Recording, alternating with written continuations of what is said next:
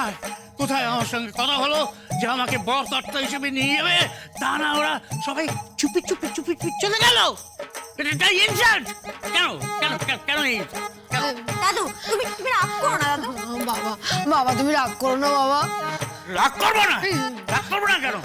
নিশ্চয়ই এটা এক ধরনের ইনসাল্ট, এটা অপমান।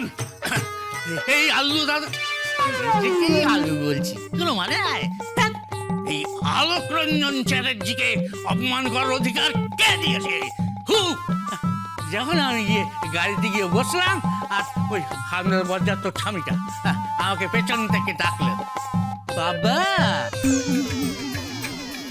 তোকে পেছন থেকে বাবা বলে ডাকতে কে বলেছিল? ইডিয়েট! কেন ডেকেছে?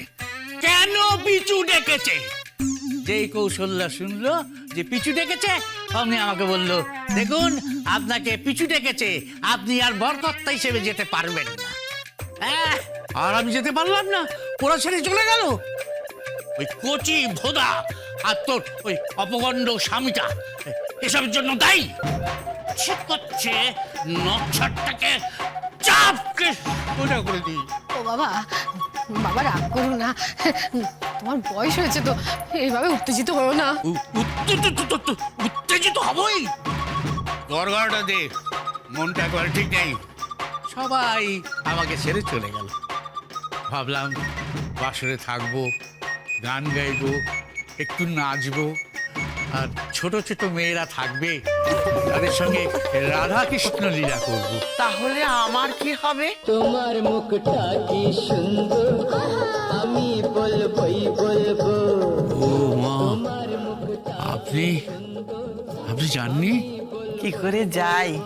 এক যাত্রায় কি পৃথক ফল হয়?